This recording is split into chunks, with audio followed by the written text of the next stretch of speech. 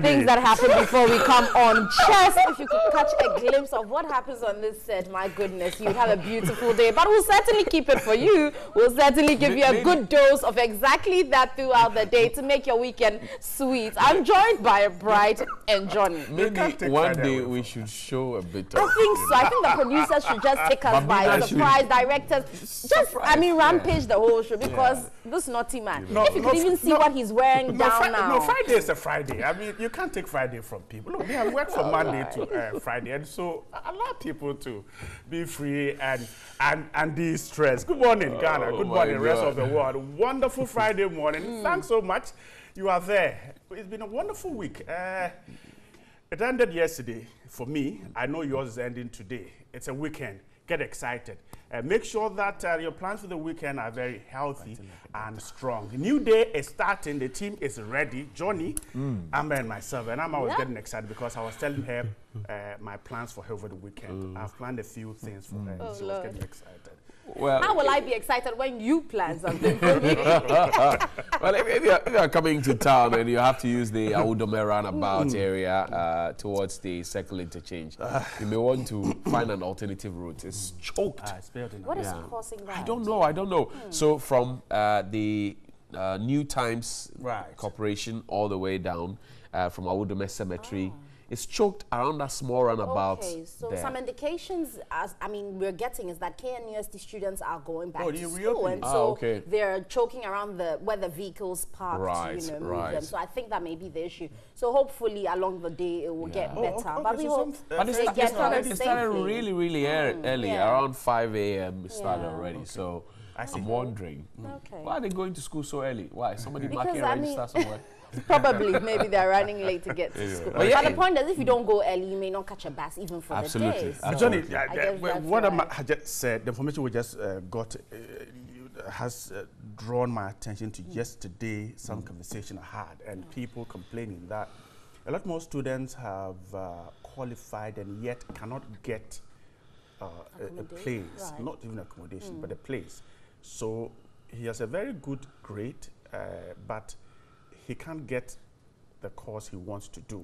So he ends up, or she ends up being placed in an entirely different environment. And for some, it is worrying. But will this be university or... University. Right, University. For some, it is very worrying, particularly with the parents, because some of the kids are so disturbed, they look distressed because of that, not knowing, because this is a child who says, okay, I want to do ceramics. Okay. So he picks KNUST, and then he doesn't get it. Now he's been asked to go and do the humanities, and he's confused. You know, this situation is not new, and it doesn't seem as if we have found a solution to it, because there's always a backlog. Say those who sit for their WASI or SSC in 2016. And they're supposed to go to school in 2016 or maybe 2017, early part. Not all of them get admission. So then there's a backlog. 2017 adds up, 2018 adds up. In any case, these days, some of the kids even go and write the papers before their time. So they go and try their hands on, whether or not, and then they pass, and then they want to apply. And then, but this is where we're looking forward to a lot more private participation. Universities. Yes. But my fear is that the neck-breaking fees plus a later talk from, say, the government that we will not give the private sector a chance. Remember when the secondary school system started and we're having overflow, it was the private schools that came to help. Today, the government says private schools can't participate in free SHS. So it's worrying. I mean, a couple of students... If you are going to pick a loan to start a school, you may want to think about it, because you never know when an education minister comes and says, you are not part of the game anymore. Anthony Jackson is here. Hi, AJ. Are you doing? He looks pleasant on a Friday. He does, and he looks like a good boy today. He is not. a good boy. He is not. I said you look like it, but I'm always a good boy. Don't make accolades for yourself, my friend. No, I am a good boy. Says who? In your mind? Babina, Babina goes, hey, like really? Anyway, AJ, what have you got on the news for us? Well, Mahama is back. Yes. Oh, yeah. Ah. Yesterday, Ochehene and the Asante also met. It's all about, declarations and all of that. Yeah. So that'll be covered up. You know what comes to mind? You breaking up with a lady you are dating and then you do a comeback. Sometimes it is very exciting. Okay, yeah, it depends on how you come back. If you come back with nothing in your pocket. You know, as a man thinking, so easy. You know how Bright immediately just got a relationship scenario to be able to relate to. Because I'm sure he's been in it all the time. You understood what he meant. Yeah, everyone will understand. Yeah, so he he will understand it best. So it was easy. He didn't have to even think about it. It came off the top of his head. All the women who have received brides back into their lives, God bless you for taking care of our grandfather. All the news comes up shortly right after this.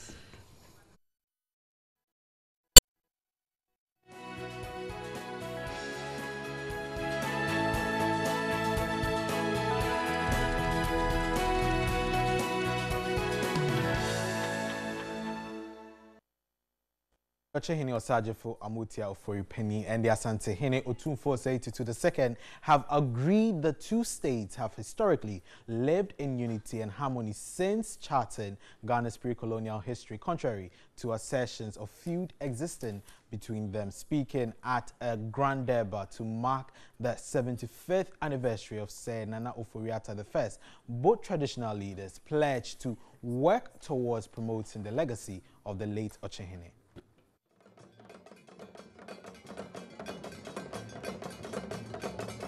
It was a great show of tradition and culture at its best, as the two states showcased their rich history.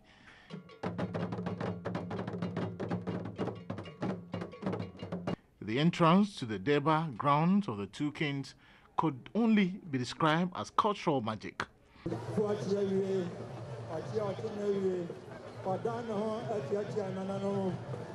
President Akufo-Addo joined former President Jerry John Rawlings and some government officials for the celebration.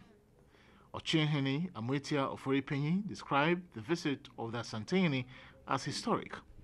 Yabakayo, and also too. Yabakai Saturday. Neakaya, Neaka the Crow, Amayena, and so Santimai, and then Swatchimai, and then Swan Wagana Henina. Nipafia, Obia Bayanitia, Obia Modia in Sefa. The Asante-Hene Otumfuo Osei II said chieftaincy has a major role to play in the governance and development of the nation. And then Metiha can Ofori-Atta Nabako Semfa Disuan Niama Woye. And no Chesa Hinie will be bio. And no Chesa and Passa Hinie Ghana Memus Yetro Crata Team Constitution Yekano. And ye share your money and your mamma de can.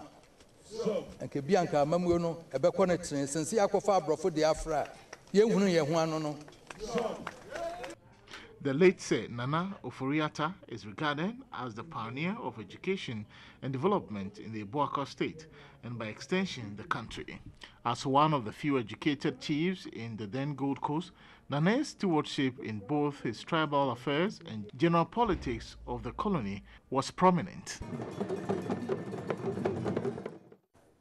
Now, former President John Dramani Mahama is set to contest the NDC's flag bearership race ahead of the 2020 presidential election. A delegation of former appointees led by former Ghanaian ambassador to the USA, Daniel Ohene Ajekum, presented the letter of intention to the party headquarters on Thursday. Here's a report by Bright Jaka. The former president's declaration on Thursday brings the number of people who are seeking to lead the party to 10. 9 other persons have already written to the party officially to inform it about their intention to lead the party for the 2020 presidential elections.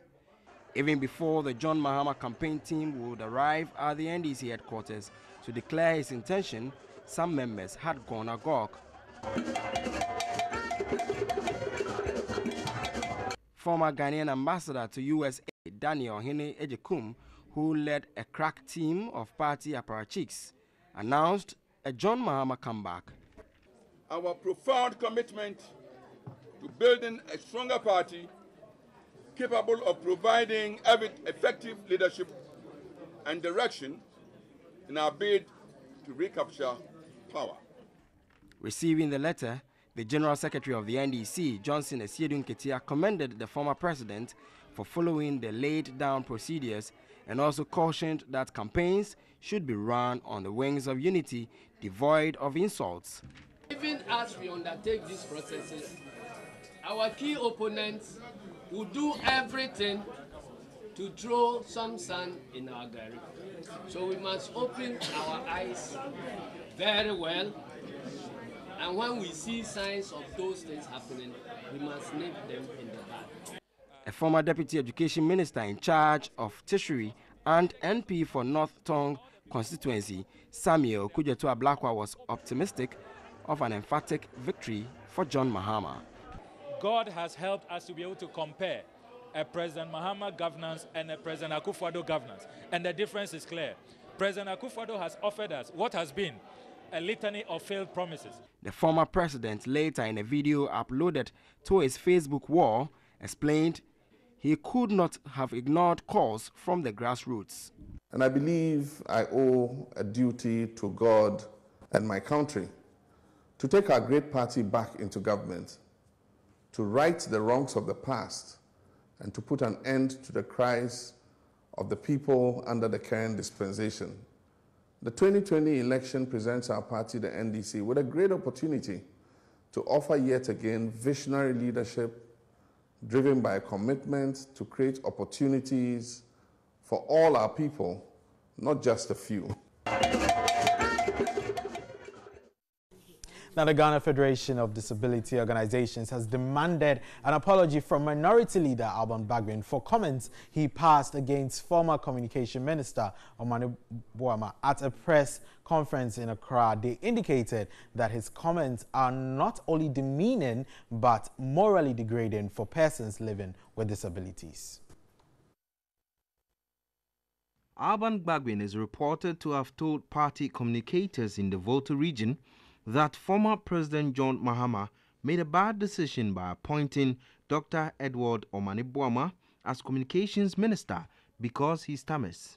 However, the Ghana Federation of Disabilities Organization have vehemently opposed comments made by the second Deputy Speaker of Parliament, Alban Bagbin. Speaking at a press conference, the president of the Ghana Stammering Association, Elias Apreku, said people with disability are intellectually sound and so should not be looked down upon by society. Just imagine, little ones, coming up who want to become like him, who want to become like Dr. Omane Boamah.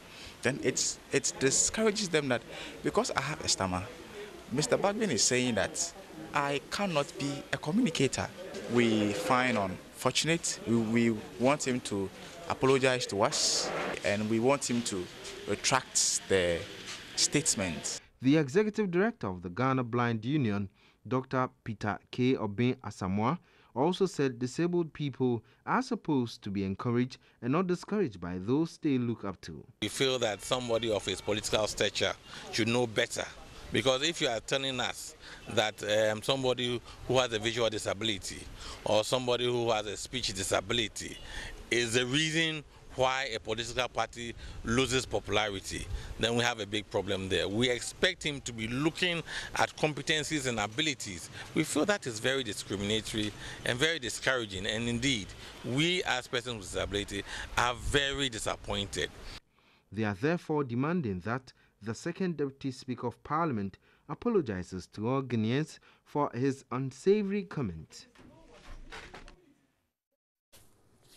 The Member of Parliament for Yoyo constituency, Joseph Nabu, has defended criticism on former appointees of the Mahama administration. This follows distasteful comments from flag bearer aspirant Alban Bagbin, who criticized former President John Mahama for appointing disabled people to head major institutions, which caused the party to lose the 2016 elections. But speaking to 3FM's morning host Winston Amwa, Joseph Nabu said Bagbin's comments are facts and not conjecture. The appointment of Dr. Omane Boamah, for instance, he's a stammerer. That's what Honorable Bagbin said. How can he communicate effectively? How? Yeah, but how can he communicate effectively? I'm not saying that he's not known to NDC. And I don't even know him. I need to know all NDC members. Hold on. Is not against appointing a blind man to a salary appointment. He's not against it. And when he comes to power, he will also appoint some of them, but not to the certain institutions or certain ministries which he shouldn't have done. That's all what he's saying. We are not saying that the disabled people shouldn't be recognized in the society, but the place that he was placed, the blind man was placed as the Minister for Substance, was a wrong place. That is all what Honorable Bagbin is making a point. A lot of chiefs complained to the former president and to Honorable Bagbin as he was the leader of parliament on NDC. He was the majority leader. And they complained to him that they are not satisfied with a blind man leading them.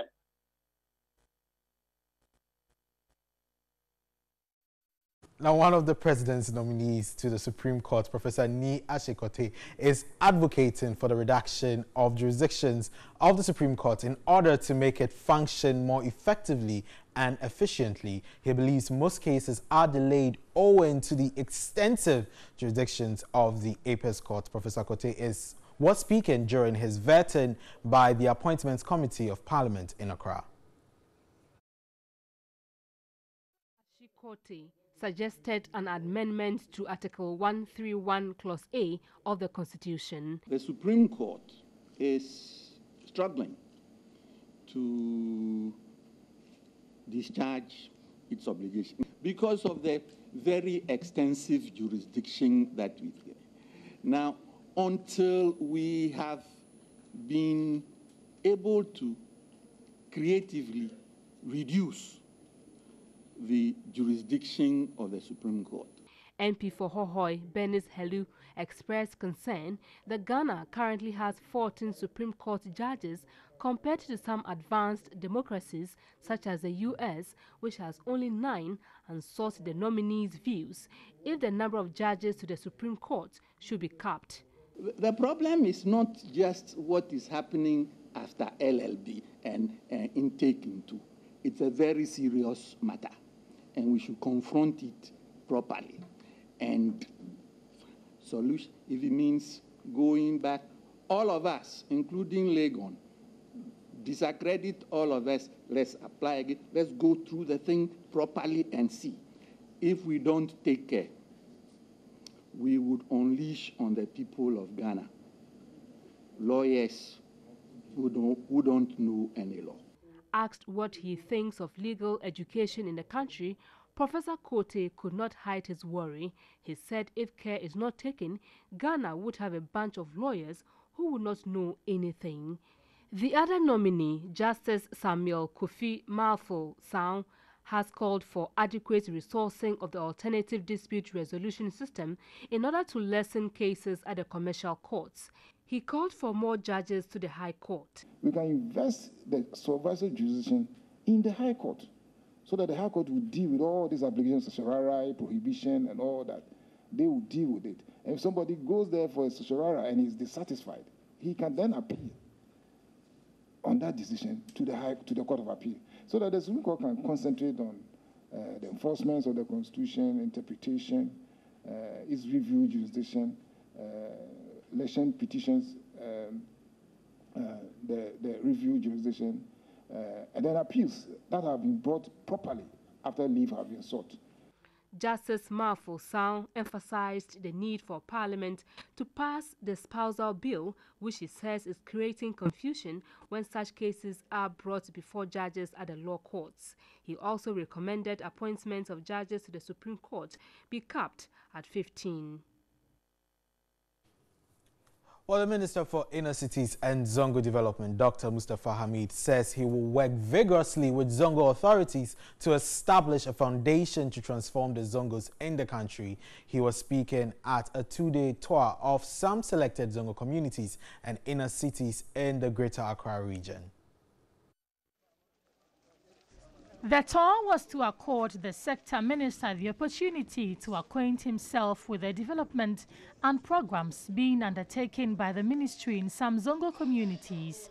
At Medina, the sector minister, Dr. Mustafa Hamid, called on the Zongo chief Baba Seidu and the heads of various ethnic groups in the community, urging them to establish a foundation to transform Zongo communities in the country.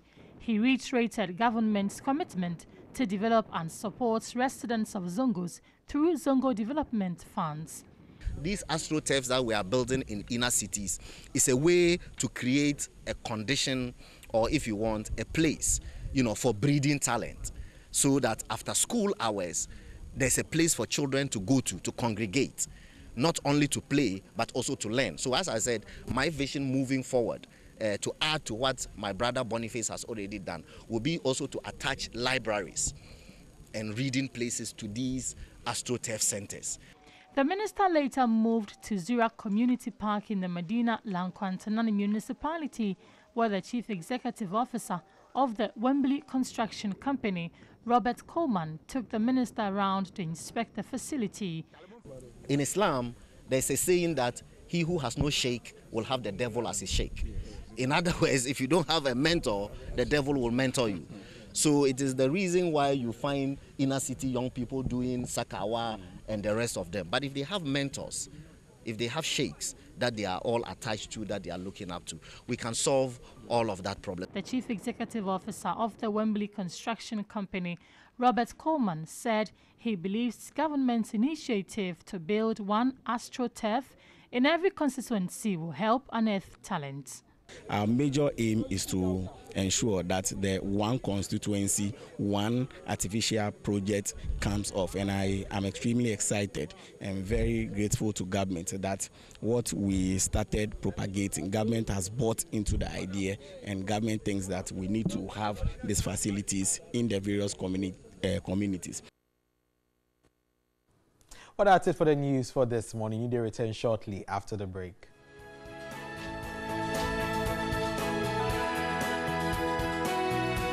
All right, man, we're dancing. It's Friday. Guess what? Babina is here. Happiness gets near. Well, the Ghanaian Times says historic union, Asante Hene or Chihene vowed to deepen relationship, and Kofi Annan to be buried in Ghana, according to the family. So the dust is settled. And I'll contest NDC flag bearership. Ex-President Mahama declares, as I will use my education to transform Zongo communities. Dr. Abdul Mustafa Hamid, the former Minister for Information. A roadmap for lifting ban on small-scale mining lacks clarity. We'll tell you some more about that. We'll get on to our next paper. The Daily Graphic says, we stand for unity. Ochehene Asante-Hene declare as the two royals meet. This hasn't happened in a very, very long time in history because of their royal feuds. But now, not particularly them. It predates back. But they say, well, there's never been any royal feud. So were we reading the wrong history books? Well, withdraw accreditation of legal institutions. Supreme Court nominee says so. Professor Mante elected Presby moderator. Okay. The Daily Guide says, I am back, Mahama declares. And yesterday, with pomp and pageantry, he presented his form. So Ayarega crashes controversial V8 car, and Ivor angry with Bagbin. Okay, Otumfor shakes Chibi in historic visit. There you have it. The Independent newspaper says, John Mahama is running for president in 2020. Asante-Hene pays historic visit to Ochiman. Those are the front page stories. BNFT says ACH direct credit hits 11 billion Ghana cedis in first half of 2018. Cedis volatilities in Quantum 3 unabated, and Africa seeks constructive cooperation with China. Yes. The Daily Statement. No Ghana Post staff going home. MD insists. Okay. So there will be no layoff. Usually that's what we hear, and then after some time, you go home. Ochiman Asanteman unity forever. And Ochehene declares NDC in wicked conspiracy to halt government's 2 billion projects. There you have it. The Finder newspaper says Otumfor Ochehene seal unity, jointly mark 75th anniversary of the late Ochehene Nana Se Oforiata, and Ghana China to chart course for stronger relations. Ghana, Cote d'Ivoire take steps to control swelling shoot on cocoa farms. And Mahama to contest for NDC presidential slot. Plus, only a foolish EC chair will attempt to change results. Dr. Afarijan speaking at the Media General Accra Dialogue says only a foolish EC chair will attempt that. Herald says Mahama declares final showdown with Akufo-Addo, and NDC MP rejects $200,000 bribe. Possible names of givers out. When? We're curious. Foreign Minister creates corruption avenue at passport office. And EC bosses foreign travel collapses. First IPAC meeting. Those are the front page stories there. Interesting, but it looks as if the two major issues are President Mahama declaring to contest the NDC flag bearership and Ochihini and Asantehene. Right. You know, those were the two big issues from yesterday. I think the Ochihini Asantehene thing, we said, sat here and said once that we didn't think they had a feud because we had seen them on a golf course. Right. We've seen them, and I think it predates this, that we knew they're friends and they talk and they have whatever discussions they have. It was just people within the units that were trying to put out, that idea that there was, a faction between them. But I think they sealed it all yesterday. Right. It went beautifully as culture was displayed. They had handshakes, hugs, whatever it was. And I think it brought, at least if there was any dissenting views among the people, it showed them that, well, if your chiefs your kings say there's nothing, then really there's nothing. Let's put this aside and see how best as Ochihini, as Asantehene, they can come together and then also foster unity amongst their people, and then ultimately Ghana as a whole. It was beautiful. I think that when the talk about feud comes up, it's not particularly related to Nana Bochi and Osei the second. Right. Talking about a historical feud back in the day when, local wars were rife and all of that. And this will be the very first time, perhaps I may be wrong, I stand for correction, but first time that Asantehene has actually moved with his whole entourage to another place. It's been so many years that Asantehene has moved, to another place. And it's historic indeed that they agreed to a partnership. I like something that Asantehene said. He said we should perhaps inculcate our culture into our constitution and our governance system because of the sanctity that we assign to our cultural values and traditions and morals. If we can lift them, because it says Akwesi Broni Diano, we're not the seat top, and we are not able to cope with what the white man proposed for us. But perhaps we have our own ways of governance, our own ways of doing things which are helping us. If we lift them and put them in the constitution, will help. And I think that we should start looking at it. I agree with him when he says that, but I think we put ourselves in that position because you were offered an option, but you chose something over what you had because seemingly you thought that would be better. So if now we've gone far and we think now we should go back, there's nothing wrong with that. But also it comes back to how they rule. If they themselves, apart from, there's some chiefs that understand what they're meant to do, and so they operate in that room and they're able to do it very well. But up until a point where they understand exactly what the rights are, what the rules are, what the regulations are, how best it should be done, I think it will be an issue to put the two, to fuse the two harmoniously. Because the main issues have been our traditions. What we moved away from, what I think, is the traditions where you wouldn't be allowed to kill, a person to die with a chief anymore, because now human rights will tell you that's not the way to go. Why would you want to sacrifice a human being for that? So it's about taking the rights, the good things in our tradition and inculcating it. Look, for example, at our local government law. Okay? Our local government law, which is supposed to govern decentralizing and govern decentralization, doesn't even have a place of pride for the chiefs. Right.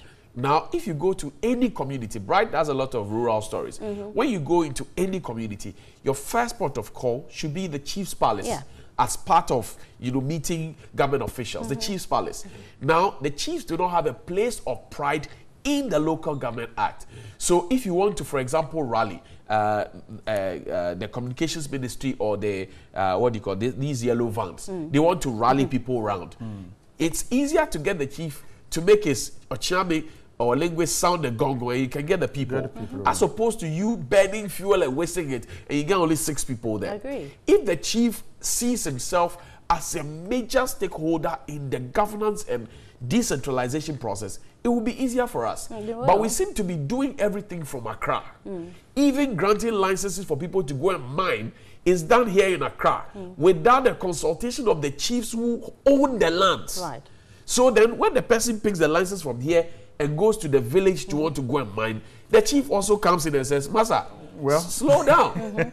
You see where the problem is? I see. We're doing everything from Accra. That is not good. So, but for me, I'm thinking that, look, if Asante says that, well, there's no feud between us, I think such as we saw over the yesterday, we should see more of it. Okay, let's see the various chiefs around visit one another, well publicized, because the issue is that it is because we did not see the two together on occasions. So people thought that there was something wrong. And what happened yesterday, I guess, was to dispel that rumor or that kind of thinking that there was something wrong between the Ochehini and the Asante. So let us see more of these visits. Let's see chiefs going to each other, interacting. I think that will be able to... Exactly. And that's why I think they should start from the grassroots amongst themselves. If the chieftaincy, strengthens themselves, then government may probably start to take you serious. I think where this thing hasn't worked is because apart from certain key chiefs, other, traditional areas, the chiefs don't do much. The chiefs don't even, like I said, don't understand what their role is. But if they take it seriously and receive their impact on the society, then would easily enroll them into the whole situation. If you look at the social anthropology of Africa, there are two styles of chieftaincy.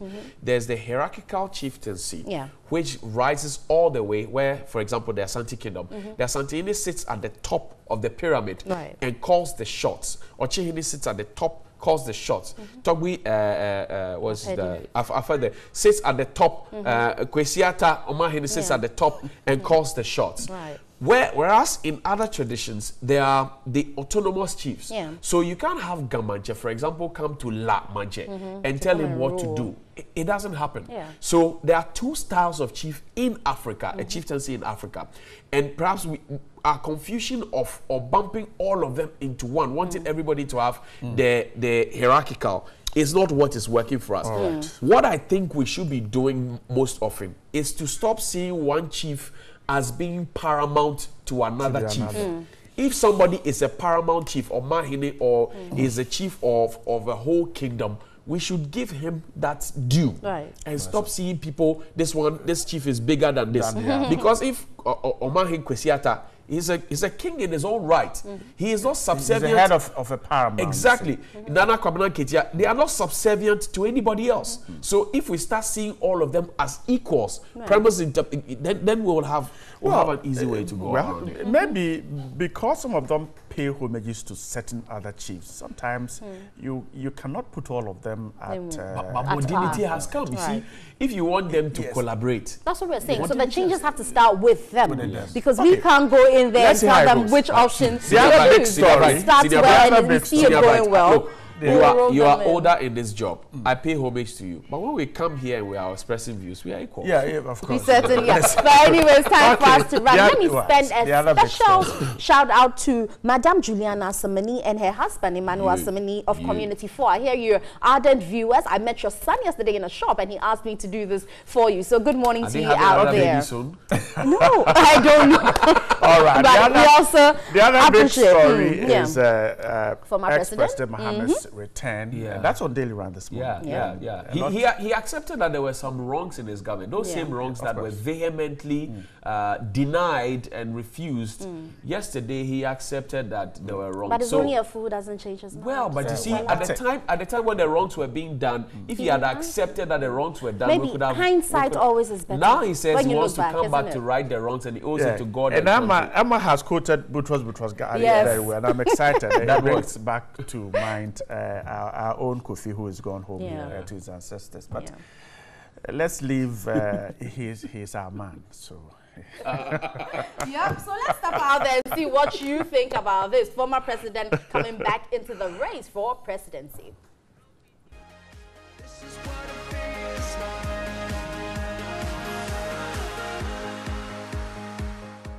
I'm happy to confirm that I have submitted my letter to the General Secretary of the National Democratic Congress, confirming my decision to contest for the position of the flag bearer for the NDC when the party opens nominations later this year. In coming to this firm decision, I have pondered deeply and soberly on the socio-economic and political landscape of our country today, vis-a-vis the clear path we had started to build aimed at positioning Ghana as a true middle-income country by modernizing our dilapidated social and economic infrastructure and gradually inculcating in the Ghanaian a sense of patriotism, self-belief, and commitment to a One Ghana agenda. Former President John Dramani Mahama has declared his intentions to contest the presidential slot of the NDC. And some names, including Sylvester Mensah, Ecos Gabra, Joshua Alabi, and Abang Bakben have popped up. But can John Dramani Mahama come out as a victor? And what do you make of this return? And can he even lead the party to victory come 2020? This is Daily Rant. Let's keep talking. I don't believe it's right for him to come back again. You think so? Because it's a bad knot if he comes to NDC.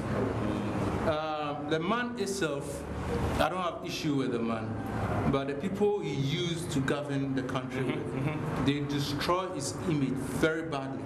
So coming back again is bad for the party. What does the Constitution say? Say, obey to me about 2 terms. If that's what the Constitution says, fine. Then can say Oba. But first of all, is he going to do disservice to his party? Because at the end of it all, I was going to meet Namanyu Kuno Eba Power. Dear no ye, ain't me, I'm a power. Another was Oshe. It say almost na obey me about power, nor the obey me about beam, nor the party, no. Upper power, fine. But some there were certain lapses. Defeat it was massive. This almost an idea of backward is not a good material. I think the delegates will decide. The good thing about Mahama coming is that the stakes are high. He has been the president. He has his challenges. We have a current sitting president who is also given the mandate to rule. It doesn't lie in my mouth to say who is doing well. The Ghanaian, who is a Ghanaian, knows what he voted for. If he is getting it, he knows. If I'm getting what I asked for, I know. So nobody has that mandate to say that this man can win election this time. It doesn't lie in anybody's mouth, except probably one pastor who has put all of us in his pocket. If I talk, I have a vote. My vote counts. One vote, every time I count. So there is this pastor in this country who has all of us in his pocket. He says we are all going this way. But I'm believing when 2020 comes, if indeed we are in his pocket, I don't want to do it. If indeed we are in his pocket and he manipulates us, we will see. Normally Ghana has 2 terms. So what trending in 2 terms.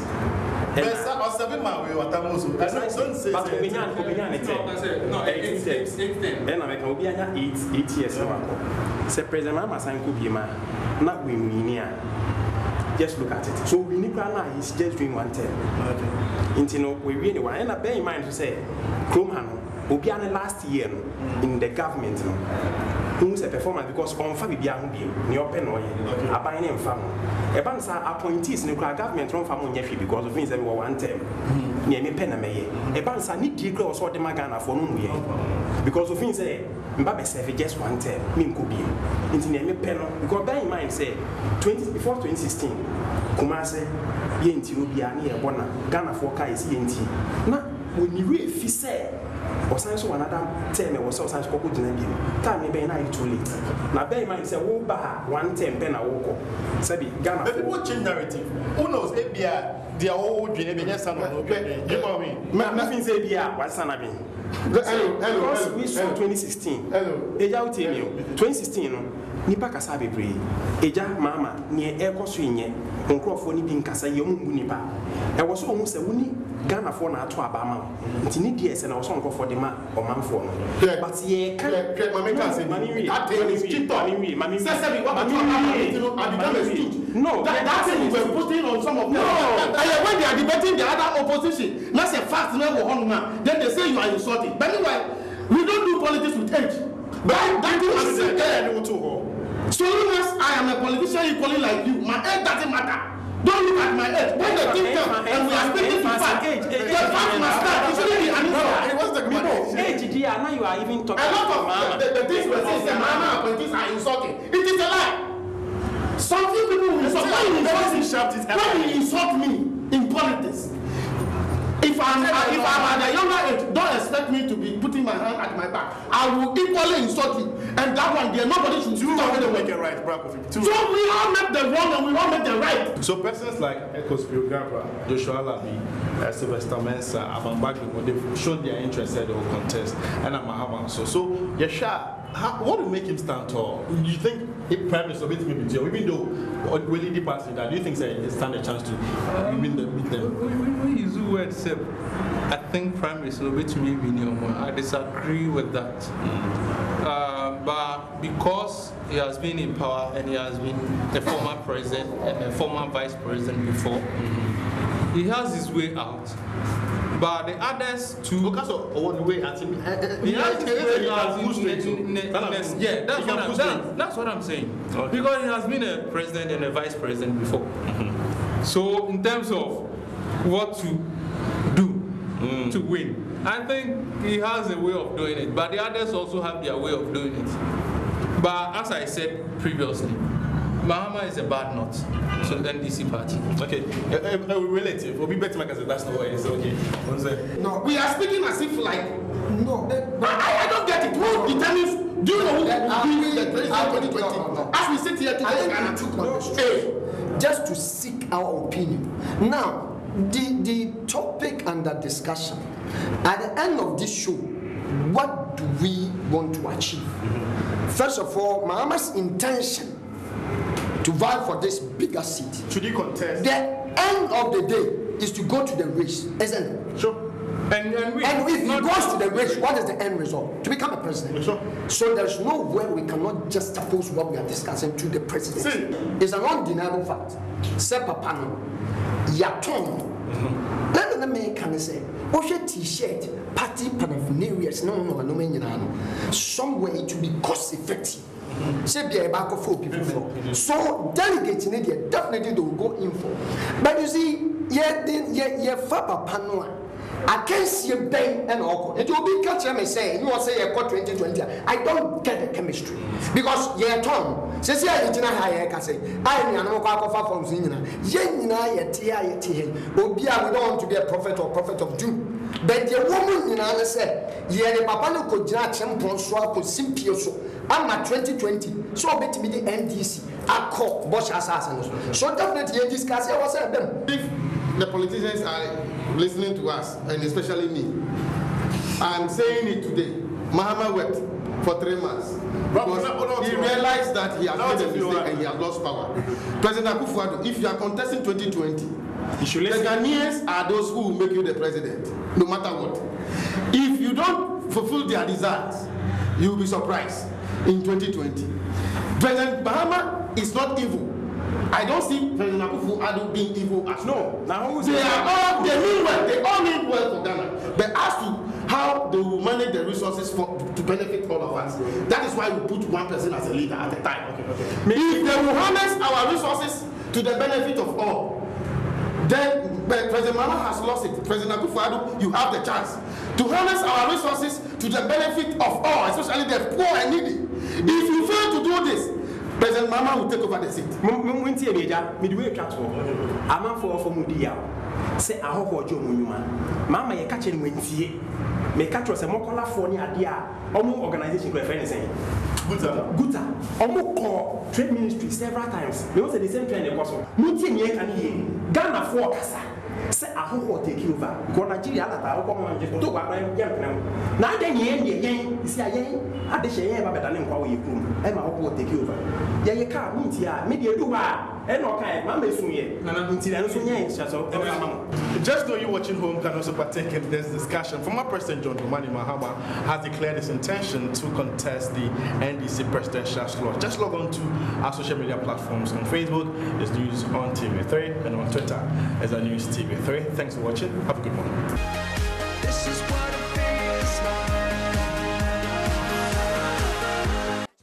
to the morning, and time now to take a look at what's on the pages of newspapers. This morning, two stories clearly outstanding: the historic visit to the Ochehini, and then President Mahama's comeback. These two stories certainly will be the focus of our conversation this morning. You know them too well. My guest this morning, the Member of Parliament for Tamale North constituency, is a member of the NDC. Alhaji Suhini is here. Alhaji, good morning once again. Good morning. Hope you're doing great. By His grace, and thanks for. I am great this morning too. And the Chief Executive Officer of the National Entrepreneurship and Innovation Program is also here. John Kume, member of the NPP. John, good morning to you. Hope you're doing great. I'm doing well. Thanks for joining us. Certainly, we need to start talking about the biggest story yesterday. The former President Mahama's comeback. Daily Guide put the story. Former President John Mahama says he's seeking a second shot at the presidency because he believes he owes a duty to God and the country to do so. John Mahama's declaration ends month of speculation about his intention to make a comeback. Now, let's listen to him when some members of perhaps his team presented his letter of intention to the party at the headquarters and what he said. Listen to him. Hello, my brothers and sisters, fellow Akatamansonians, my countrymen and women, ladies and gentlemen. I'm happy to confirm that I have submitted my letter to the General Secretary of the National Democratic Congress, confirming my decision to contest for the position of the flag bearer for the NDC when the party opens nominations later this year. In coming to this firm decision, I have pondered deeply and soberly on the socioeconomic and political landscape of our country today, vis-a-vis the clear path we had started to build aimed at positioning Ghana as a true middle-income country by modernizing our dilapidated social and economic infrastructure and gradually inculcating in the Ghanaian a sense of patriotism, self-belief, and commitment to a One Ghana agenda. I've taken into consideration the groundswell of support, the never-ending calls and encouragement from a large section of our party elders, members of our party, supporters, and Ghanaians from diverse backgrounds. I have prayed diligently about the task ahead, and I believe I owe a duty to God and my country to take our great party back into government, to right the wrongs of the past, and to put an end to the cries of the people under the current dispensation. The 2020 election presents our party, the NDC, with a great opportunity to offer yet again visionary leadership driven by a commitment to create opportunities for all our people, not just a few. Our collective victory in 2020 will end the increasing hardships, expand the base of our economy, create more sustainable jobs, ensure shared prosperity for all, and pursue good governance, including peace, unity, and security. As a servant leader, I have listened with deep respect to the elders of our party, to members of our party, and Ghanaians from all walks of life, and I'm honored to avail myself for truthful, transparent, selfless, unifying, and dedicated service to the National Democratic Congress, and above all, to the good people of Ghana. Former President Mahama there declaring his intention to lead the NDC once again into 2020. And also, he needs certainly to start with you this conversation. Now, in the short posted video, Mr. Mahama admitted clearly there were wrongs in his administration, and he says that he's back to correct them. What will be different this time? Well, thank you very much, Bright, and let me say good morning to our viewers and good morning to my brother. Let me say that the former president and inshallah the next president of the Republic of Ghana couldn't have put it any better. when he says that he owes it a duty to his creator, that is God, and also the people of Ghana to bring back the NDC, to save the people of Ghana from this shambolic governance, this abysmal governance that we seem to be enduring as a result of great deception that I refer to as total cheat in the last campaign. And it is exactly what the NDC, the rank and file of the NDC, will be supporting former President Mahama to do, especially when we come back to power, continue with the unmatched, development in almost every sector of our economy that seem to be truncated, and we don't seem to know our way forward. Clearly, former President Mahama and the NDC have never pretended that we ran a system that was perfect, that was without mistakes. We have never been pretentious about our failings as a human institution.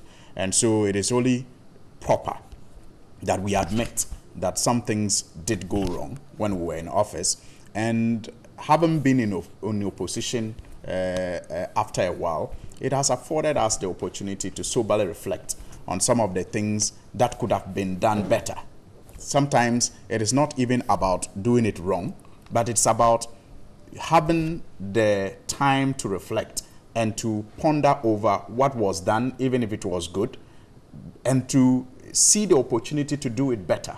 So it is clearly, a statement that I will say can be taken to the bank. It's an assurance that, look, after soberly reflecting, there are things that we know we could have done better, that we will surely, when given the mandate, inshallah, in 2021, correct those things and improve upon some of the things that we did. Look, former President Mahama, as we said today, will be going into this contest. And I honestly do not like to talk about this contest in the context of an NDC flag bearership, race, because inshallah that has been decided already.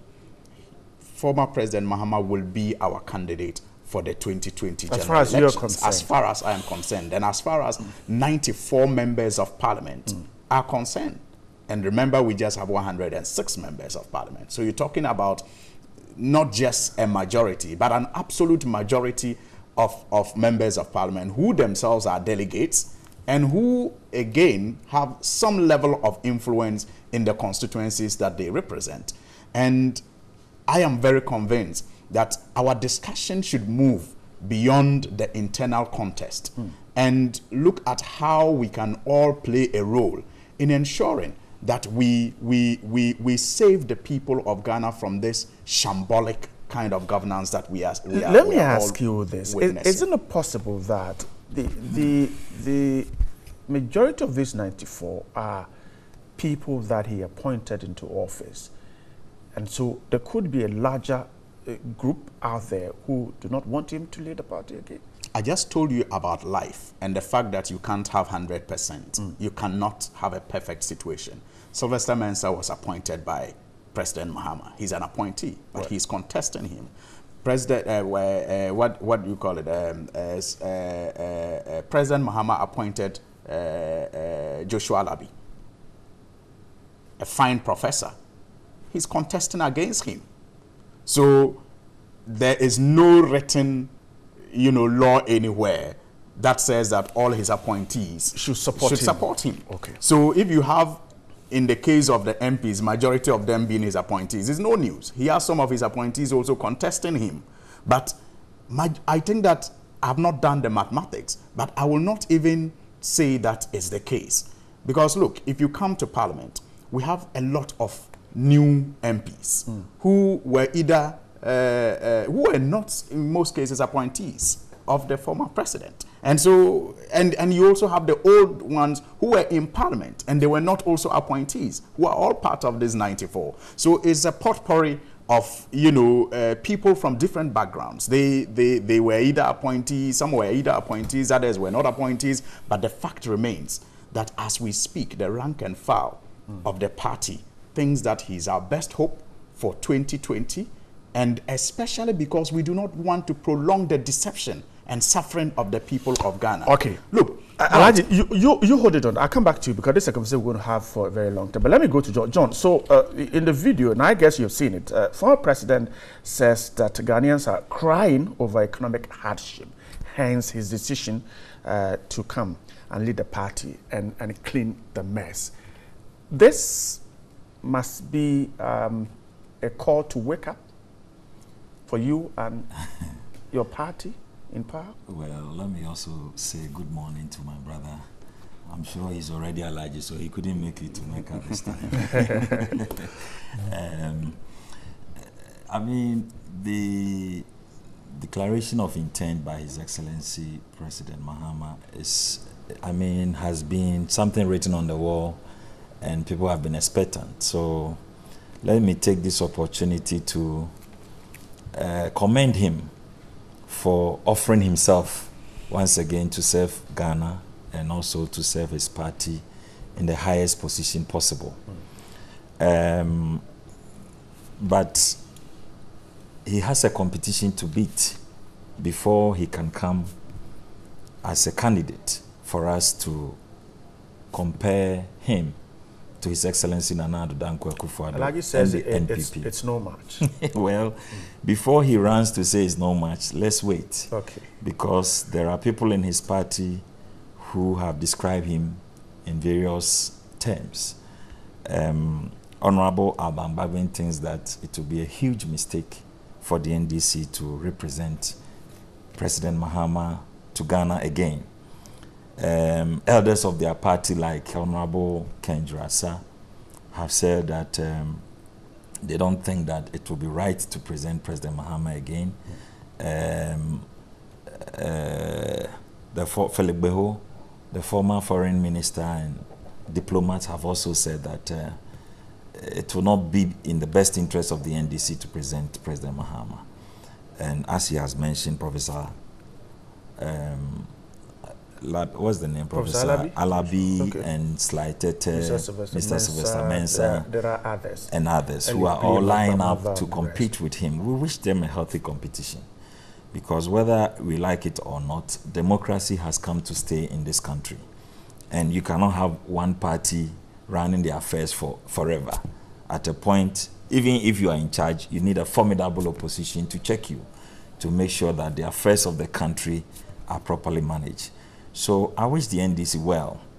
In his message to Ghana, His Excellency, the former president, said that he is hoping to come to correct the wrongs. And I thought he was going further to tell us as people what those wrongs were. And of course, we don't need him to even remind us.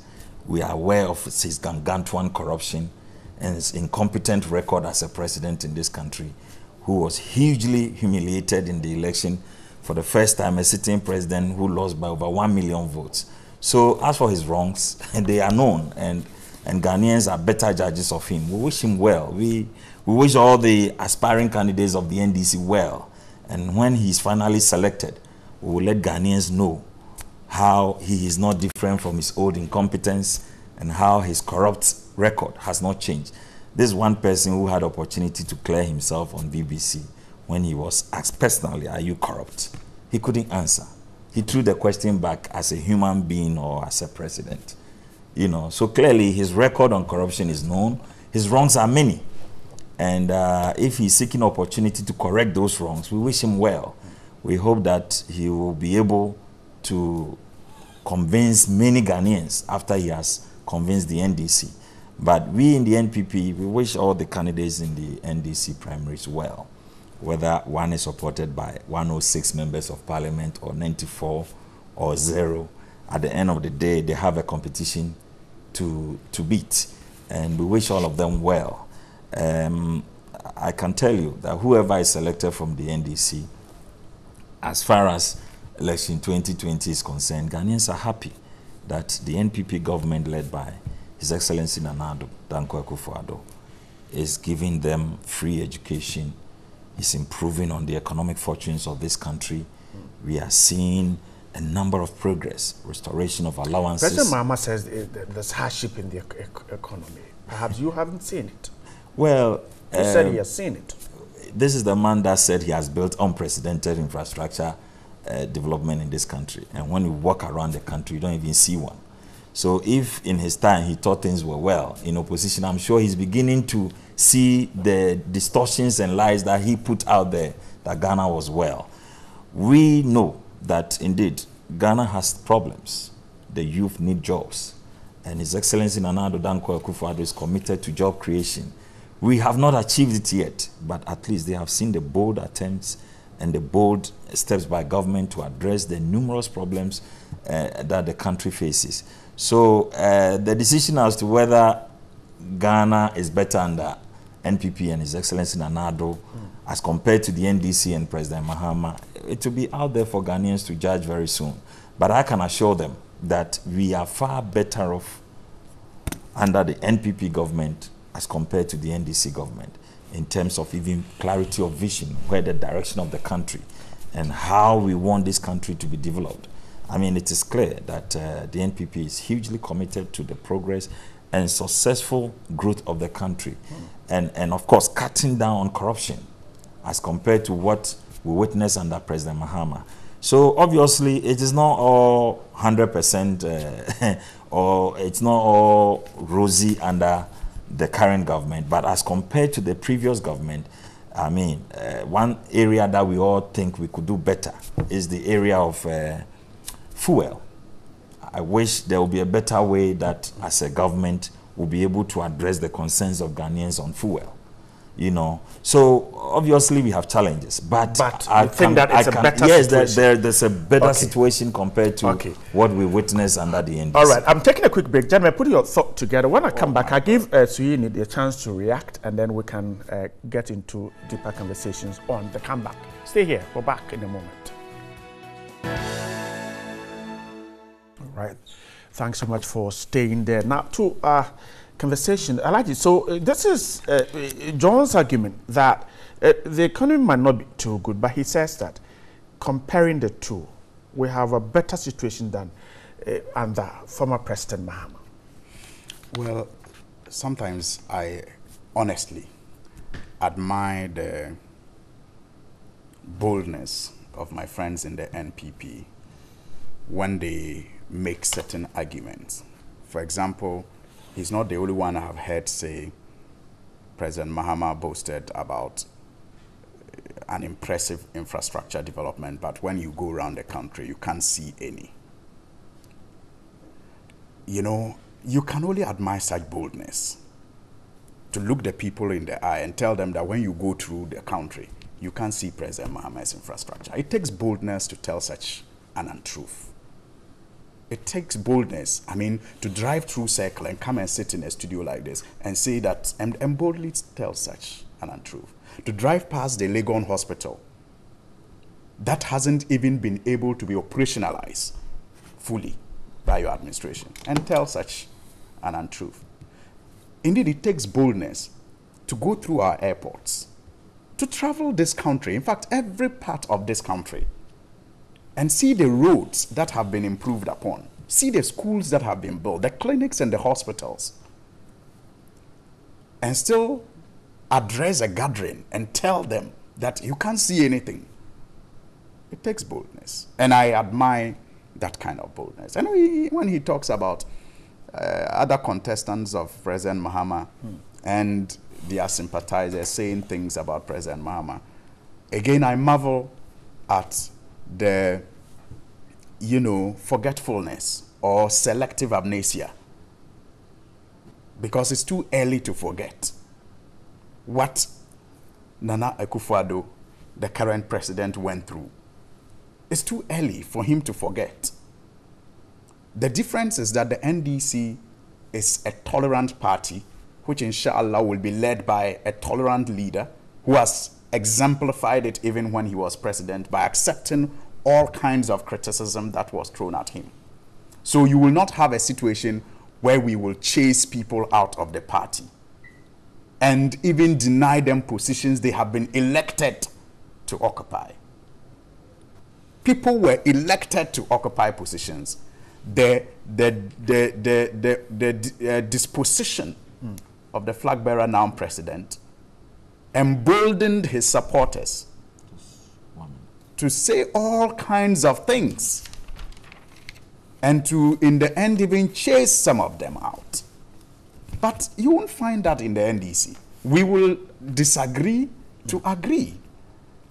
I don't want to recount some of the things some of the leaders of the New Patriotic Party said about President Akufo-Addo and the fact that he was not going to be able to win the 2016 elections. In fact, that they got wrong. But one thing none of them got wrong was the fact that they told us he was going to be a terrible president. They told us he was somebody who cannot accommodate other or dissenting opinion.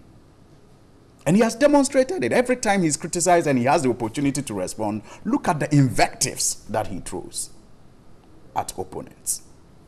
They told us he was not going to be a good manager. Anything that has happened in this country under his watch that is bad, we are told he's not aware. Even a speech that was plagiarized for him, we are told he's not aware, even though he read it with vim and vigor. They dismiss Boakye Agyarko because they say he was not aware of the renegotiated deal. But he's superintendent of an economy that we're told was better. I'll get to that. I'll get to that. Okay. Right. Now he talks about corruption. Really?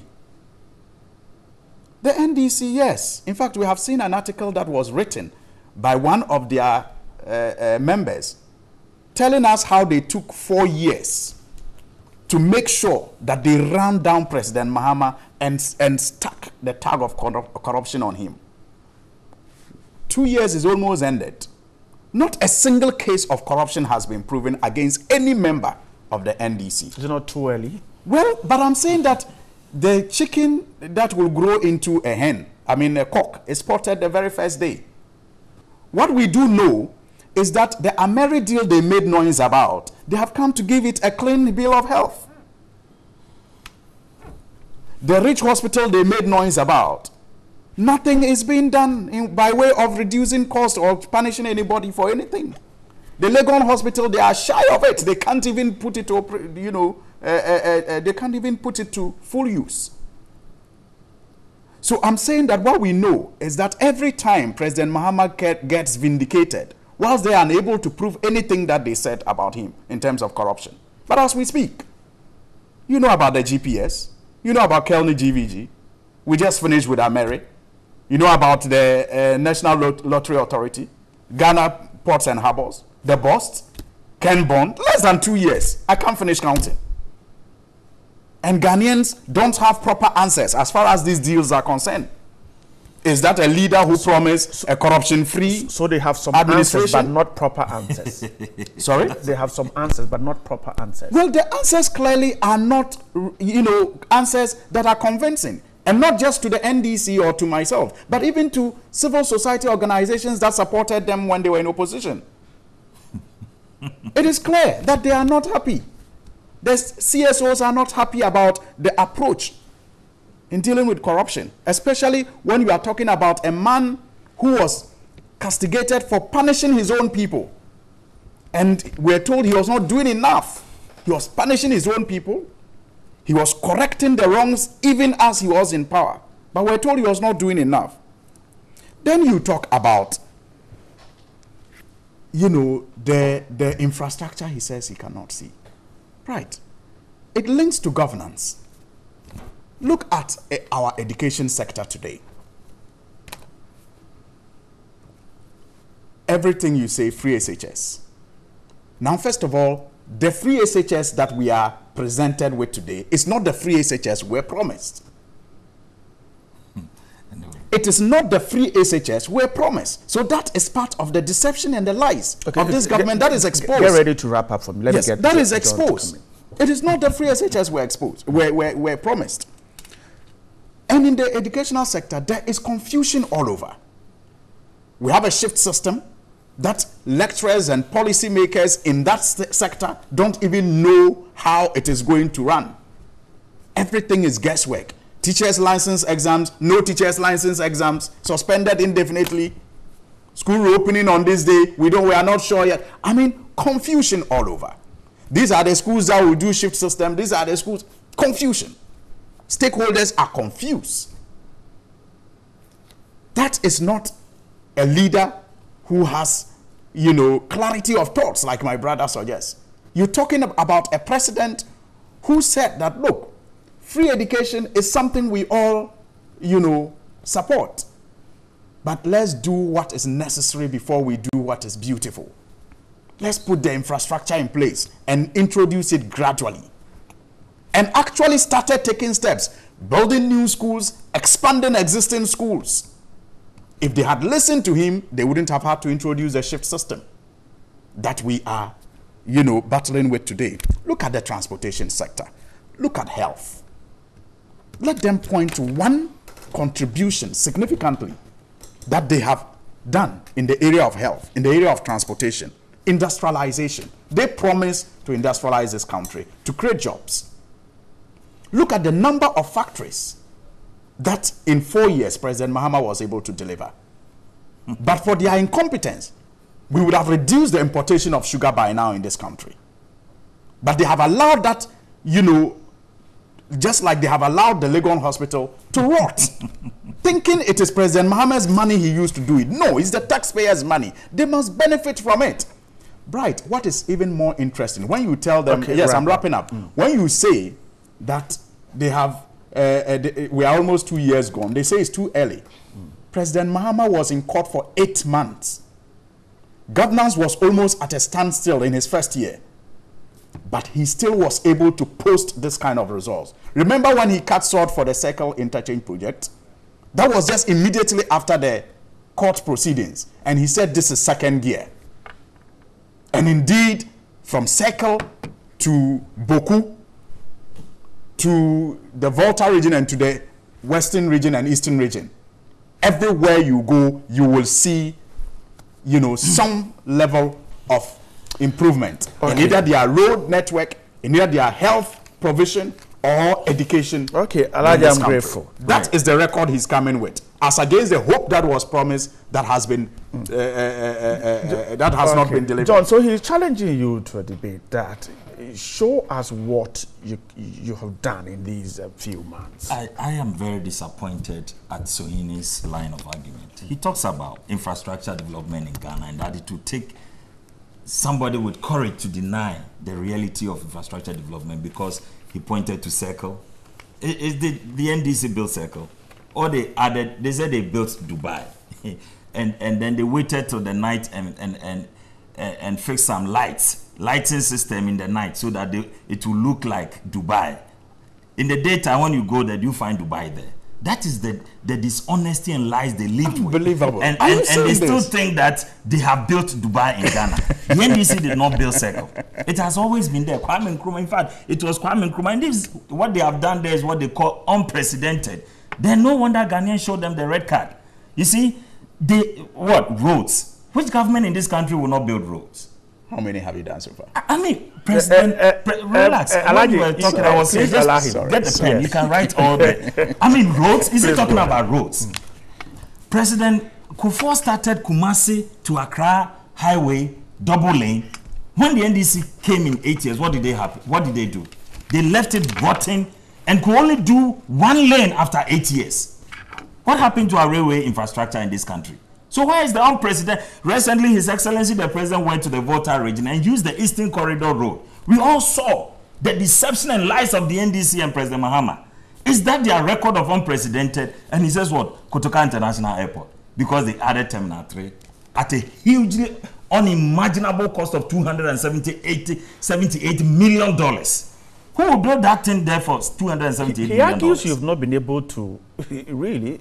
I'll come to what we have done. Pursue anyone. We will come to the corruption, but the fact is that it's not all things that you can prosecute. For instance, if you take the Ameri deal to Parliament, and because they were in majority, they passed it, even though it was fraudulent, and all the legal procedures were followed, what could you do? You can't do anything, because you touch it, and there will be judgment debt. So these are facts Ghanaians know. And we are taking steps to correct all these wrongs and the deception they created in this country. Let the NDC stop telling us that they build roads and hospitals. Which government will not build roads and hospitals in this country? Okay. But the cost of the building is what we have talked about. This government will build same. We will build hospitals, we will build roads. And look, he says a Legon hospital. Did they build with the NDC money? No, the only thing the NDC build with their money is their headquarters, which they cannot explain how they got that $20 million from. So please, they should tell us, they should stop telling us they build this, they build that. They build that with our money. Right. NPP will continue to build with Ghana money, and it's for Ghanaians. Anything the NDC left, we will continue and make sure we put it right for Ghanaians. But they should stop disturbing our ears. And they talk about what people we suspended from our party. What has happened to the founder's wife? What has happened to her? And recently, why? He has to leave your NDC to form his own. No answer to Yeah, you ordered her out. Right we also what she went through when you went to Sunyani. What did she go through? We know what you took her through. She lost an election. What election did he lose? She lost an election. And recently, President Mahama himself was in voter raging saying that they have worshipped the voter God all these years and they have seen nothing. My goodness, that's so they a should lie, stop right? worshipping the voter God. That is a lie. Only You for see, us that's a lie. Only for us I'll come to you. Please note it down. Let him prove it. No, prove it. That is a lie.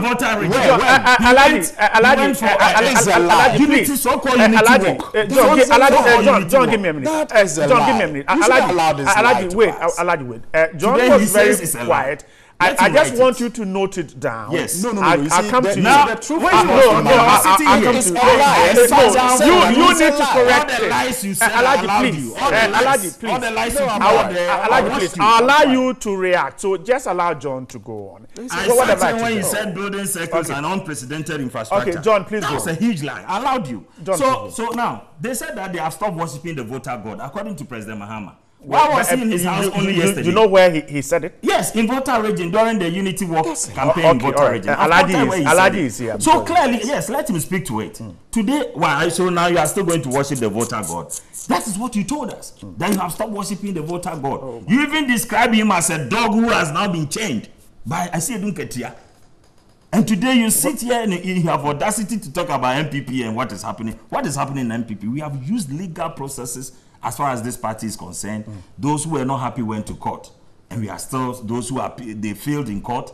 Those who want to appeal have appealed. The party is united, it is strong, and we are going on. He says, what? No matter is in court since we came. Now, that's also a big lie. Some of the matters are before the special prosecutor. We know the NCA matter is in court. Did I say that? No, that's what he said. He didn't say that. You know, so many of them have been invited by Yoko and investigations are ongoing. You don't just rush to court. You have to follow procedure. Ghana is ruled by law. And law requires not just the matter, it's about procedure as well. So clearly, I don't know why they're in a rush to let the whole world know that even though they stole, nothing is happening to them. Is the government itself, is the current government itself not interested in getting things right if they were wrong? We are. And we are also interested in making sure that the country doesn't come to a standstill because we are doing investigations. We have to continue to run this country and make sure Ghanaians see the benefits of what they voted for whilst we correct the wrongs. We are not going to spend the entire government chasing after people who have already messed up the country. We will allow that process to continue whilst we keep running this economy very well. Then he talks about what? Their economic record. What economic record does the NDC have? They took us to the IMF. That's their record. They mismanaged this economy, ran us back to IMF. And what was their record? They left unprecedented debt in this country. How many infrastructure development did he talk about? What was the state of our railways when they left? And all the $122 billion, 122 billion cedis debt they left this country, what could they show for it? So we are not talking about they not doing anything, but what they did compared to what was available. Look, we found President Kufuor's time, we found oil in commercial quantities. But Ghana benefited first under NDC in terms of proceeds from the oil. And so far, what did they show us as people? What were they able to do with the revenues from the oil money? But at least for nothing at all. His Excellency the President, Nana Addo Dankwa Akufo-Addo, is saying, if for nothing at all, let's educate our children with the oil money. There will be something to point to. 10 years, 20 years, 30 years to come, if Ghanaians ask us, what did we gain from the oil proceeds that came? We could say that we gave free education to Ghanaians, and we all benefited. And every Ghanaian can point to a child that benefited from the oil education, not from the corruption, not from the inflated cost of projects. He says he hasn't had a double track system. Is what a shift system. Double track system is not a shift system. If he doesn't know, he must learn. It's a shift Please, system. if you don't know, be humble and learn. Go and check the meaning of a shift system and the difference between that and the double track system. The double track system is not the same as a shift system. Shift system, some go to school in the morning, others come in the afternoon. In the double track, you stay in school for a whole period. When you're on vacation, you go home. Another group goes back to school to learn. It's a huge. Don't sit here and lie. You are talking about lies. You know there's a huge difference between double track system and shift system. Wrap up for me. I think. Finally, is he not ashamed that President Mahama, who is a beneficiary of free education, now opposes free education for Ghanaians? So, but he's not the only one who has benefited. No, but he's a beneficiary. Have you read his book, My First Coup d'Etat? Is he really opposing free education? Yes, he is. Really? Have you read his book, My First Coup d'Etat? Have you read it?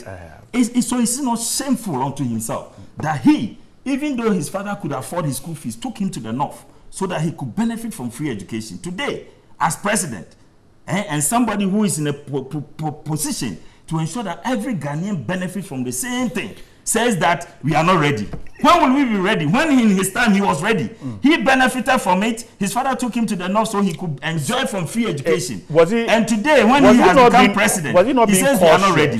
Looking at what we're going through, was he not being cautious? What kind of caution? He has been a member of parliament, he has been assemblyman, he has been vice president, he has been president. All this period, looking at Ghana. Today we are not ready. John, looking at where the free senior high school program is, was he not being cautious? Wouldn't you say that was a cautious thing to do? It is unnecessary precaution, even if it was, because he should have been the #1 ambassador of free education.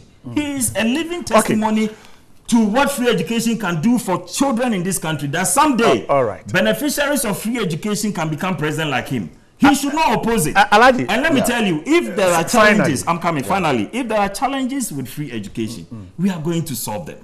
And he spoke finally about what? Factories. Why? The sugarcane factory they put at Commander. Did they put one sugarcane on the floor? But how many months do you need to grow sugarcane? Well, whatever, even it was a week, were they able to use 1 week to the plant one NDC sugarcane? didn't plant one, but how many months do you need to grow sugarcane? We are not supposed to grow sugarcane. They built the factory. Great. Why didn't they plant sugarcane? Have you seen our one factory, one district, one factory? Have you seen the Commander pineapple, the Kumfi pineapples? We have planted them. The pineapples have been planted. John, the factories are being built. John, are you saying that don't build a factory before you think about John, raw materials? Wait. That is incompetence of NDC. John, wait. Are you saying that you won't plant the sugarcane to run the factory? Well, because NDC didn't do it. Well, but that's not what you're saying. That is not what I'm saying. I'm saying that if they claim that factory is for them, and the factory can't be for the NDC. Yes. It's for Ghana. No, but you heard him say that. Yeah, he said they built it. The NDC government built it. With their pocket money. Oh, no. It is for Ghana. John, no. So then let us understand that if they built anything with Ghana's money, it's for Ghana. It's not for the NDC. Right. And if there are issues, we deal with them. Even the way they went about the all right. John, I'm grateful. Huge issues John, I'm and we grateful. have to resolve it before we move on. John, it looks like it's taking too long. So many months. It takes a while to correct the wrong. It's easy to destroy than to build. So even if it's taking long, and we'll do it. Okay, all right. I'll let you wrap up for me. You see, in the area, I wanted to talk about Chihim, but we couldn't. In the area of free education, that is why 2020 election is going to be exciting. It was this same hope that won over the rational presentations. Today, the implementation is exposing the rational presentations that were given. And the people of Ghana will no longer just vote based on hope of free education. John, don't interrupt. It is the same. It is now the hope will not be what people will be buying. It is the realization. It is a reality that they face in the implementation of this SHS. He talks about a lot of deceptions. Because we don't have time, I'll just we don't have time. Quickly run through. He says President Mahama opposed free education. Deception, complete lies. They are stock in trade. He never was opposed to free education, and anybody who has listened to the discussions is aware of his position. He said that the Volta region is. He said that the Volta God. Complete lies. And you see, the job of the job of the media is to also inform and educate. So don't believe me because I say it's a lie. It's because you had your reporters at the Unity Walk. You have the voice clip of President Mahama. Nowhere did he talk about the Volta God and worshiping one or not. So why do you tell such lies on that poor man after all these years? Okay. Now you talk about, he talks about contracts being inflated. Look, if a contract was fraudulent, you cancel it. Fraud vitiates everything. No one can win a judgment debt over you. No one you consented to the judgment debt over you. Okay, gentlemen, I am grateful. Unfortunately, John, if a contract is fraudulent, I guess the only thing you can do is to just throw it away. Gentlemen, I am grateful. Gentlemen, I am grateful. I am grateful. Alhaji Suini is a member of parliament for Tamale North, a member of the NDC. John Kuma is a member of the NPP and CEO of NEP. Grateful. Stay here. There is sports after this.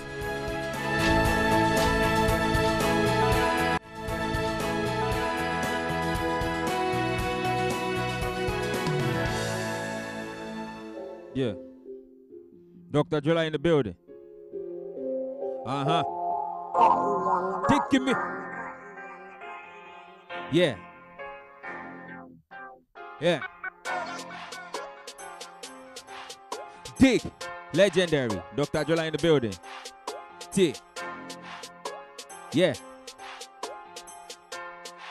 Drill. Yeah.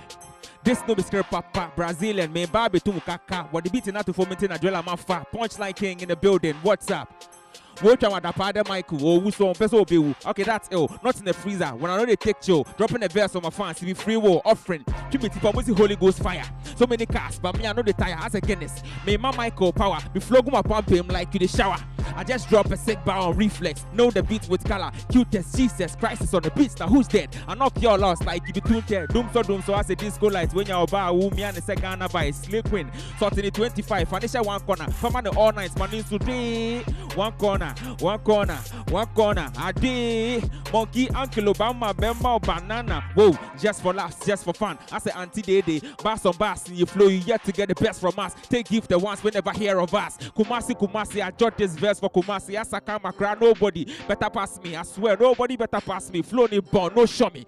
Just one more flow, then your man go. Fruitless. Then I'm dropping my verse and it will beat in. So what is it for? I say, God damn, dear Lord, Wine Benny, Dr. Jola in the building, Pop baby, I code every area. I began you be, I feed you behind bars. Zotoli.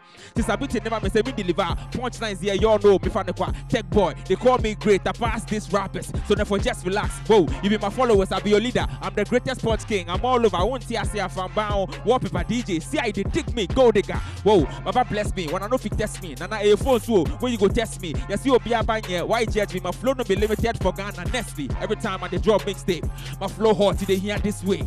I never get cheap, keep it foul play. That's a Brandon who go to Q says. And they roll with the stars, but we don't smoke. I drop dead serious, but I don't joke. When the junkies did, and I'm too dope. Gonna drop an album, man, then I chew yoke. Punchline King, then I here I am giving you verbs, and now I'm a pro now. This no be movie. Shorty claims say she be killer, but now she the blow man. Whoa, Jagamaga be the new magic. Anytime I drop by, he the cost malice. Mad scientist. I'm an anomaly. I normally drop by with the cost magic. Legendary. Ding. Whoa. I'm on my third verse on the same chapter. God says, Christ says, make a preach on. The beats be animal. For me, the hunter. I go fit to kill 10 times on the same song. As I be the confirm.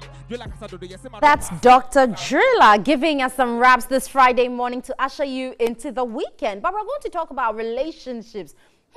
Should a lady be spending on her boyfriend? But that's a woman out there who has a genuine concern, and she's going to share with us. Now we'll come back in studio. I have Sedem Ofori, he's a journalist here at Media General, and also Councillor Lutrot will be talking about this issue when we come back. Let's watch out and find out this lady's issue.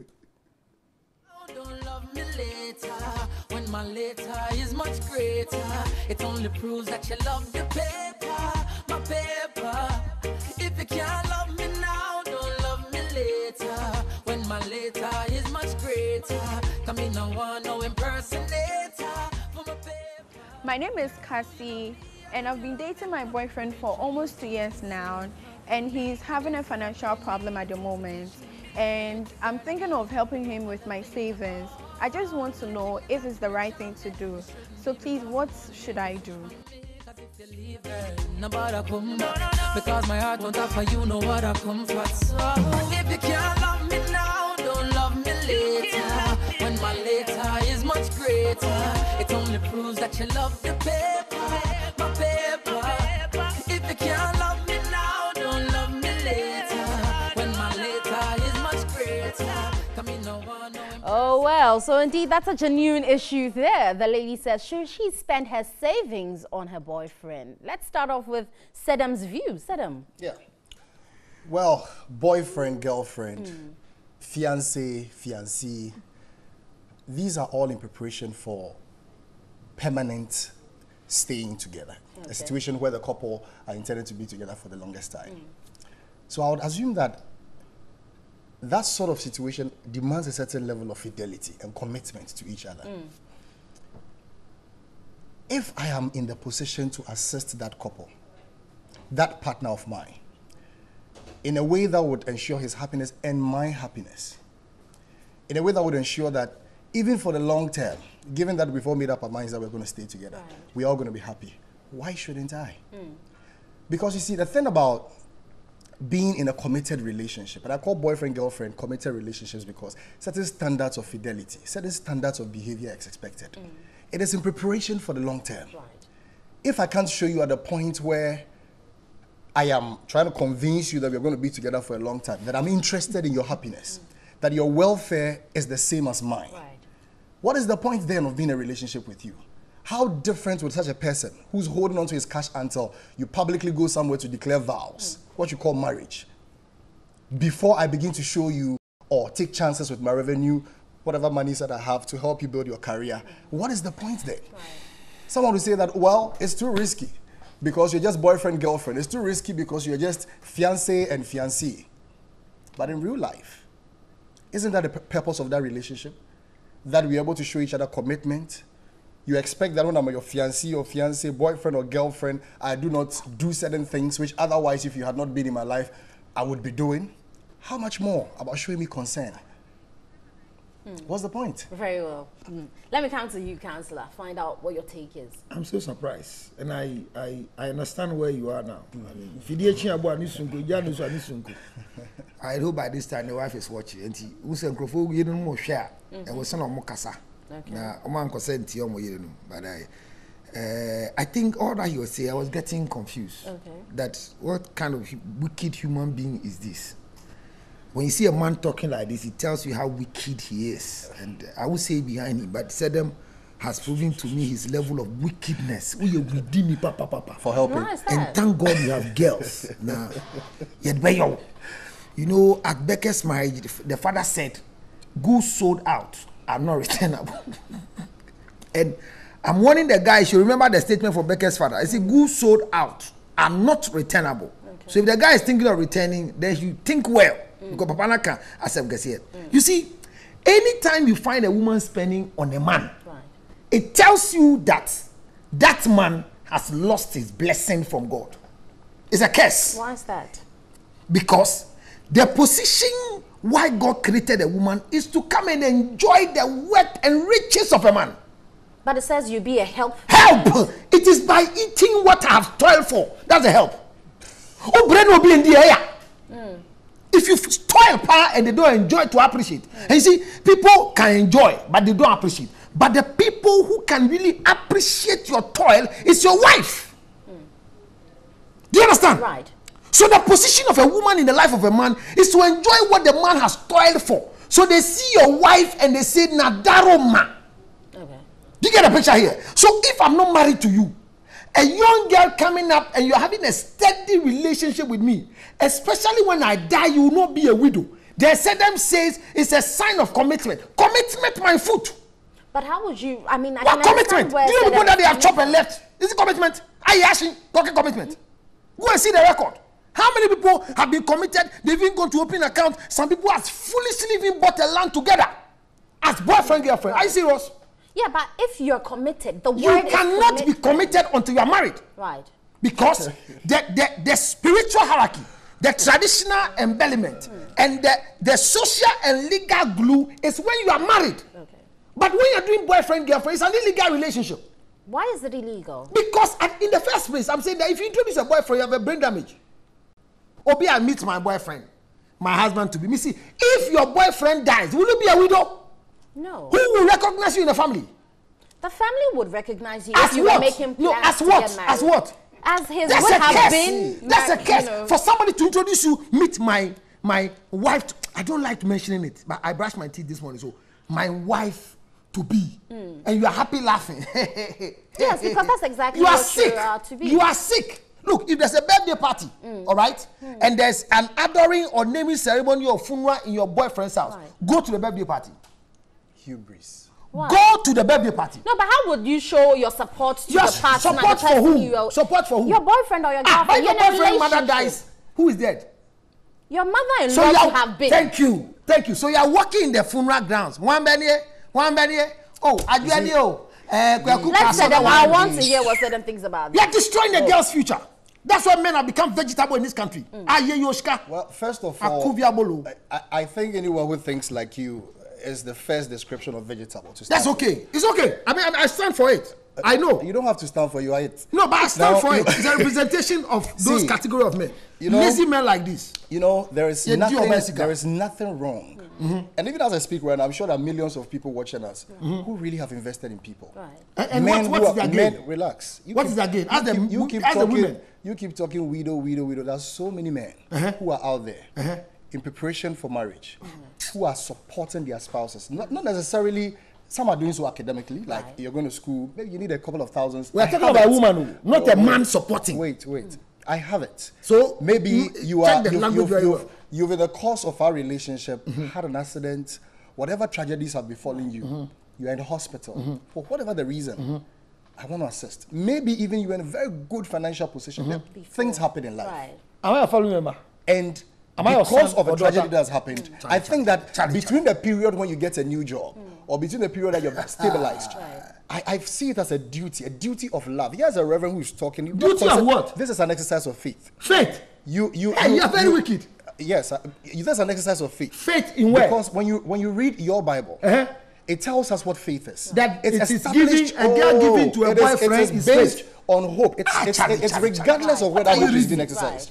It is the things you hope for, the substance of things you've hoped for, and the evidence of things you've not even seen. That is Christianity. As it a is not reverend boyfriend, girlfriend. Who put yourself in a position to tie marriages. The Bible this should says be basic we're not knowledge talking to about you. marriage. Let me land. The Bible says let's say that I cannot sit here and you should be misquoting scripture for people to be reading wrong things. But that's exactly how it's stated. No, it's stated. But we are talking about faith. Faith in the Lord is not where boyfriend, a girlfriend is feeding a boyfriend. But exercise of faith is not restricted. Where the Bible doesn't say that God is not faith. Where does it say that expressing faith is not limited to committed relationship? My brother, listen very carefully that when you're talking about is a girlfriend taking care of a boyfriend to be. A girlfriend supported. I think you're exaggerating it. No. What's supporting girlfriend? And what is wrong with it? In today's world, which world? Where women are in the position to earn more than men, where women are in the position to even seize opportunities that it's reality. We need to give you You are here. You are here telling women that if you assist a person who you plan on spending your life of all the things you've told that partner that I love you, I care about you, I'm ready to die for you. How many people have not been told you are here saying that common. How many people have not been told I love you and today they have been left? But how many people have not been married? How many people have not been married that are divorced today? Have you read the papers today? Look. Have you ever been to the divorce court? Listen. Have you ever been there? Today and you are here talking about good marriage. You are better than a girl who has never attempted marriage before. If you marry and divorce, you are better of anybody who have not attempted marriage before. So don't compare apples to oranges. That's a joke. My stand is still in the same place. But a young girl coming up. You cannot spend your money on a boyfriend. So the lady still needs right. What do you mean? Spend your money on a boy. When you are in a situation as boyfriend, girlfriend, and I'm not using this term boyfriend, girlfriend loosely. Right. There are those who are in relationships that are purely experimental. There are those also, given where they have come from, their commitments to each other. I'm sure you're using the wrong word. Even in the extreme you're still using the wrong word. Even in extreme situations, you may just have to go to our boyfriend, the dialysis unit, and you find people who have donated organs to their partners. You are obviously not aware of this. No, you are just exaggerating when a person your has personal emotions. Committed himself to that point. Commitment. And you sit here and say that, don't allow it. And there's a reverend speaking. Don't allow it. Because the person hasn't put a ring on one of your fingers. Yes, because there's no commitment. I'll tell you, Reverend, marriage begins in the mind. In where? It is not the public utterances that you somewhere. Marriage begins when you make a commitment in your mind to have permanent relationships with an individual. I mean, married with Catherine. I mean, it's in my mind. Catherine has said empowering concept, so I repeat it for myself.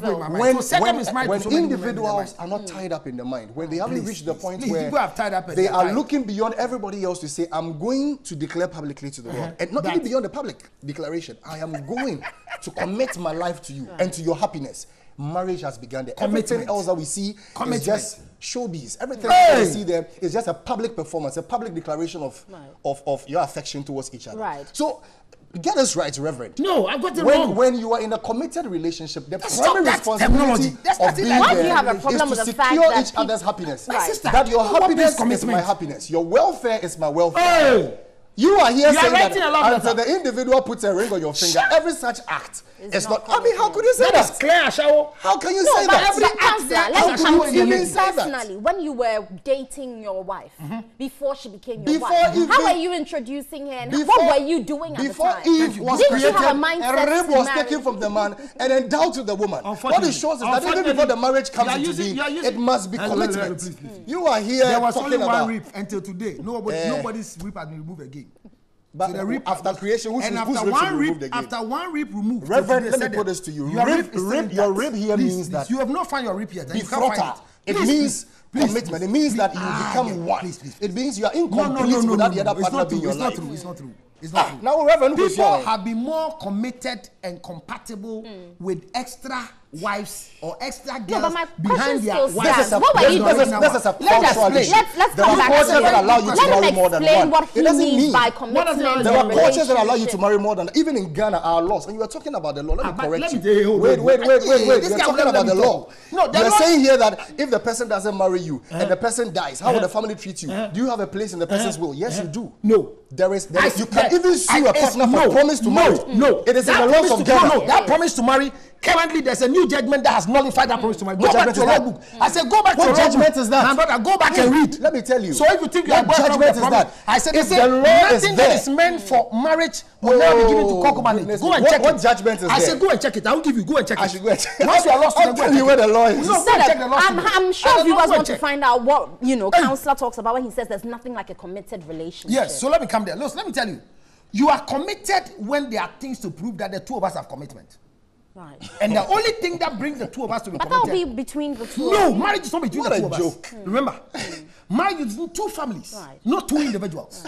So until a family receives what, well, you can marry without the consent of your family. What are you talking about? That is why you are suffering. What are you talking about? Every marriage that is contracted without the consent of the family is null and void. It's a lie. In the realms of the spirit and in the realms of the spirit. You are in the spirit. Be there. We are talking about law. What is tangible? You are here talking about the realms of the spirit. This is what the law. What kind of joke is this? Now listen, you see.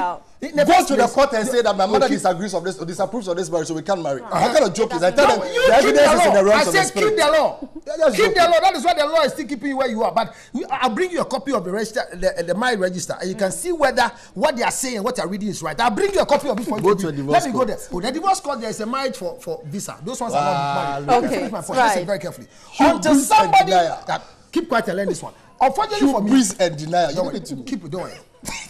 It's missed call. I'll answer every missed call because my battery is still charging. Listen very carefully. When people have not gone traditionally to go and pay your bride price and give respect to the family that brought you into the world, and you are doing boyfriend girlfriend with them. With the consent of the family. A family that is very respected will not give consent for boyfriend girlfriend. It's unrespected families who are not disciplined that give consent to boyfriend. That's a lie. And I'll explain. It is a shower in practice. It's a shower in practice. So I'm saying that I disagree. You have to disagree at where you are now. Because where you are, if you don't disagree, what again will help you? But let me no, but my question to you is: so what were you and your wife or your girlfriend at the time doing? Look, listen to me carefully. If you're talking about a girlfriend.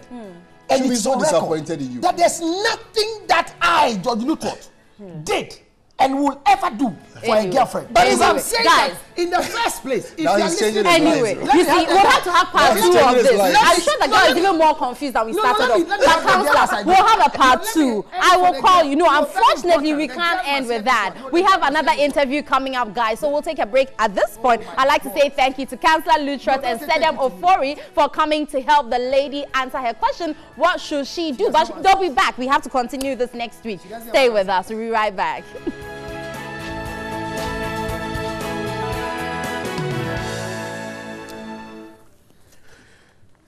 If you know, you know. That's what they say. Now, if you were at the Glow Comedy Show, you would have known that it's the talk of town since then. But we're bringing you another big fat surprise. It's the Glow Mega Music. Well, I'm sure you're thinking what is it. I've been joined by 3 guests.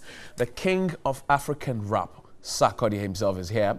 We also have one of our very finest actresses along the west coast of Africa, Salma Momin, and Kati Siza is head of retail sales Accra, Glow Mobile. Ladies and gentlemen, welcome. Thank you. How's the Friday morning going? Not bad. Not bad. Started well for us. Well, not for me. I had to wake up early. That's too much. Blame Glow. Sak, how about you? Everything is good, boss. Everything is good. Man, nice. Kati, let me start with you. Okay. So, we had the Glow Comedy Show. Yep. How did it go? Well, it went very well. I mean, we heard of all the bars in town. It was planned to be the biggest comedy show in Ghana so far for the whole year, and it turned out well. We filled up the place with all those comedy stars coming from Nigeria and our own DKB and Co. Right. And it was fabulous. Solid. We laughed our hearts out. I see. So went home with all our stress bent out. So there's Glow Music, Mega Music coming up. What is it? What exactly? So Glow Mega Music is an assemblage of the biggest stars in Ghana and in Nigeria, all being brought under one roof. So Sak and his guys from Nigeria, Ghanaians all over. Okay. So you're going to have Sarkodie going to perform. Of course, Kwame Eugene is going to be there. Patapa is going to be there. You're going to have Stone Boy himself also going to be there. For the Nigerian guys, you're going to have Davido, you're going to have Wizkid, Yemi Alade, Flavor. All these guys are going to be under one roof. So you can imagine what's going to happen. Escalation. Yes, serious. Where are we having this party? It's happening at the Fantasy Dome on 25th, tomorrow, at exactly 4 p.m. Right. Yes. Wow. Sak, what am I to expect from you? I come to the show, I know you're magical, but then what tomorrow?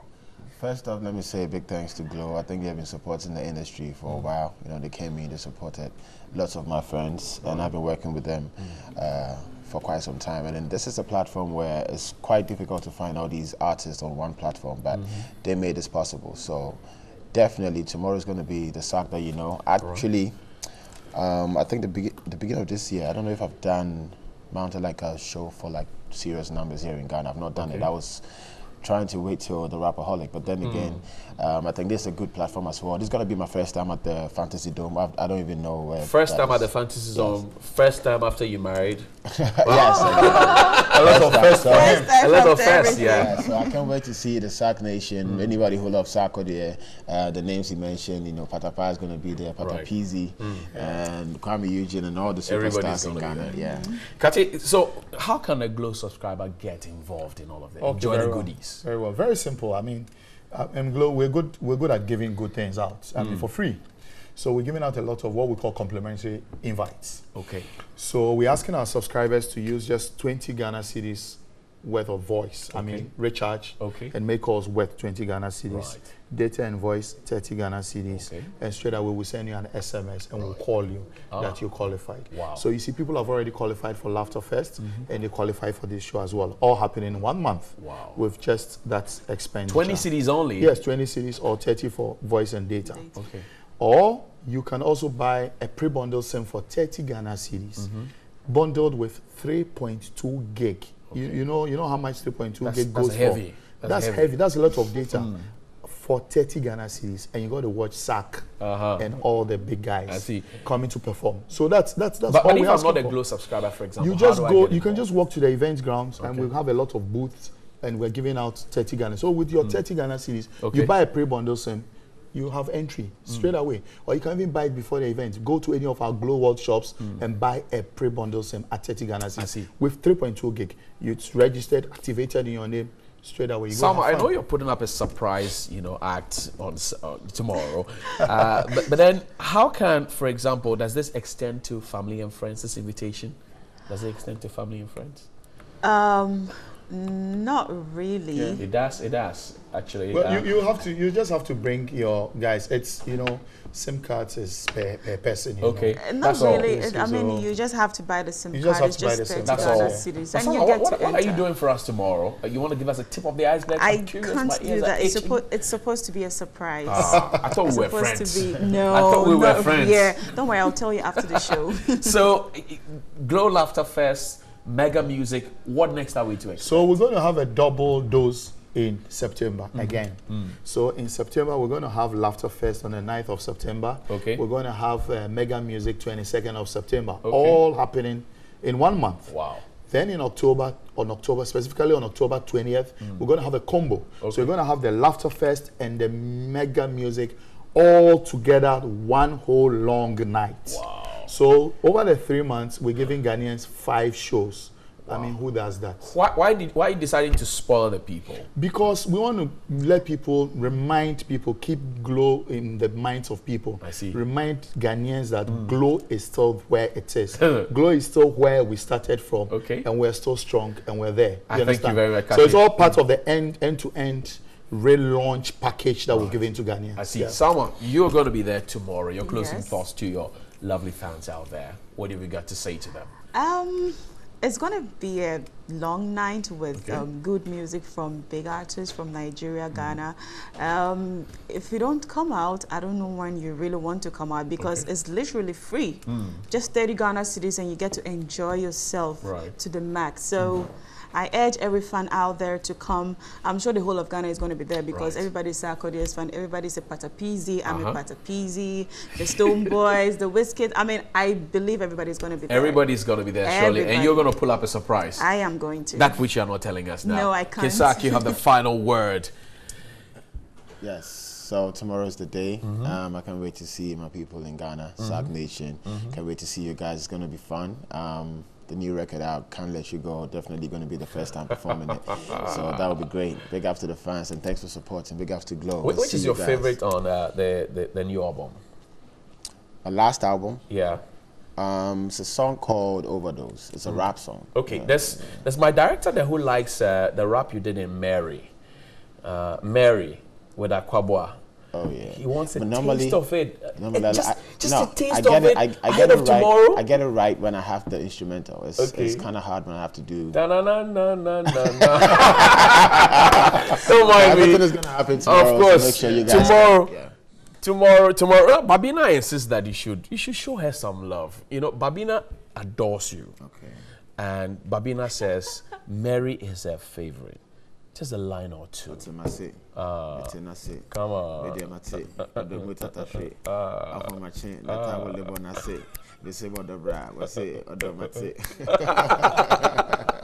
Oh my God. I thank you very much. So tomorrow is going to be fired up. Can I attend all 5 shows? Yes, all the shows? Why not? You just have to qualify. You just have to continue using Glow. And you can attend all. That's all? That's all. Same procedure. Same procedure. Yeah. We'll call you. We'll send you an SMS. You will call? Yes, we'll call you. Yes, we'll call you and we'll send you an SMS. Wow. Yes. This is great. Thank you very much, Kati Caesar. He's head of retail sales Accra, Glow Mobile. Also, Sarkodie is the king of African rap, is official. He will be there tomorrow performing on the stage along with Sarkodie, Davido, Wizkid, Stonebwoy, Flavor, Yemi Alade, Techno, Kwame Eugene, and Patapisi. Also, Salma Mumin will be putting up a very great performance there. Thank you very much, ladies and gentlemen, for coming. And Dr. Driller is the newest rap sensation in Accra, in Ghana, I must say. He's standing by to give us some more rap music there. But I'll be on Community Connect on 3FM 92.7 beginning this very minute. We're talking about mobile money and whether or not they are safe out there with all the armed robbery attacks on them. What's the panacea? Dr. Driller! Yeah, legendary. Dr. Driller in the building. Huh? Yeah. Dig.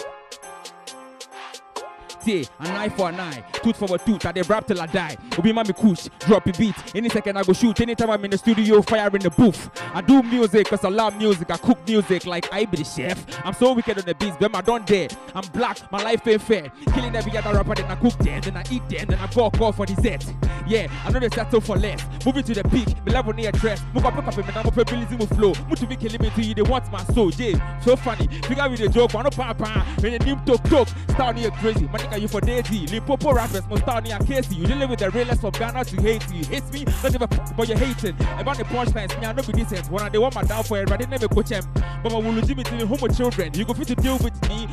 Doom so I say disco lights when you're about with me and it's a Ghana vice. Liquid, sorting the 25, financial one corner. For man is to be one corner.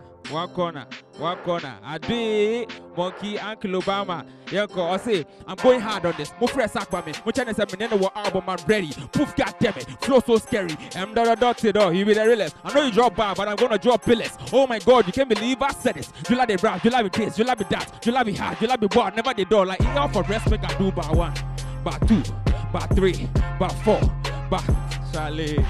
Yeah, but I'm really out for this, but psychic on fame. I switch names like Muhammad Ali. From Jacob to Israel, I'm now a country. Poof, you can't believe this. I'm the best and you can't dispute it. Beyond the skies, you can call me spaceship. Started from the bottom and I see what we came with. Legendary. Every time I the job mixtape, my flow hot, they hear this way. I never get chick, before play. Yes, it's Brandon, who, Kojo Q says. I they roll with the stars, but we don't smoke. I drop dead serious, but I don't joke. Junkies dead, and I'm too dope. Gotta drop an album, man, then I chew yoke. Punch like king, and now here I am, giving you verbs, and now I'm a pro now. This no be movie, but Shorty claims say she be killer, but now she the blow man. Whoa, Jagabaga be the new magic. Anytime I drop by, he the cross my list. Mad scientist, I'm an anomaly. I normally drop by where they cause traffic, they give pressure. Legendary, Dr. July in the building. Yeah.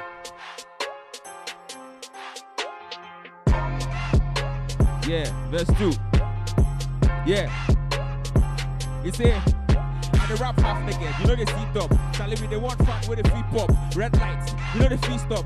I'm a threat to your dream before wake up. I spit down the lights before they brainstorm. You need an extra brain to come. Legendary, Dr. July in the building.